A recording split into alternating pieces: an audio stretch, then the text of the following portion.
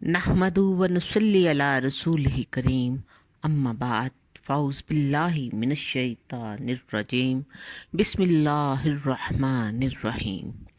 تمام تر تعریفیں اس اللہ رب العزت کے لیے ہے تو تمام جہانوں کا خالق و مالک ہے، اور لاکھوں کروڑوں انگنت بے حد درود و سلام مصطفیٰ رسول اللہ صلی اللہ علیہ وآلہ وسلم کی ذات اقدس پر۔ مسلم وومن کے چینل کے توسط سے صحابیات کی حالات و واقعات عمومی طور پر آپ سے گوشے گزارش کیے جاتے ہیں۔ آج ایسی صحابیہ کا آپ سے تذکرہ کریں گے جو کہ رسول اللہ صلی اللہ علیہ وآلہ وسلم کو دیکھنے کا، ان کی زیارت کا، ان کا نورانی مکھڑا دیکھنے کا بہت اشتیاق رکھتی تھی۔ حضرت میمونہ بنت کرتم رضی اللہ تعالی عنہ، اللہ کریم ان سے راضی ہو۔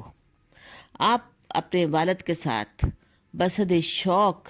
نبی کریم صلی اللہ علیہ وآلہ وسلم کی زیارت شریف کے لیے اپنے محترم والد کے ساتھ تشریف لے گئی۔ حجۃ الوداع کا موقع تھا، جب آپ صلی اللہ علیہ وآلہ وسلم اپنے اونٹنی پر سوار تھے تو حضرت میمونہ اپنے والد کے ساتھ جب پہنچی اور انہوں نے نبی پاک صلی اللہ علیہ وآلہ وسلم کے قرب و جوار میں ایسا نور دیکھا کہ ان کی نظریں خود بخود جھک گئیں۔ جب نظر جھکی تو قدم مبارک پہ پڑ گئی۔ آپ اونٹنی پہ سوار تھے، جیسے ہی آپ کے پاؤں مبارک کو دیکھا تو انگوٹھے کے جو ساتھ والی انگلی ہوتی ہے، آپ دیکھ رہے ہیں کہ اس میں سے کیسا نور سے وہ بھری ہوئی ہے اور خوبصورتی سے وہ بھری ہوئی ہے، اور اس انگوٹھی کا جو طول ہے، لمبائی ہے، آپ صلی اللہ علیہ وآلہ وسلم کے پاؤں کے انگوٹھے سے تھوڑی سی زیادہ ہے۔ آپ کہتی ہیں کہ میں ساری زندگی اس انگلی کے حسن سے باہر ہی نہیں نکل پائی، کہ میں ہر وقت اس حسن کے تصور میں ہی گم رہتی تھی،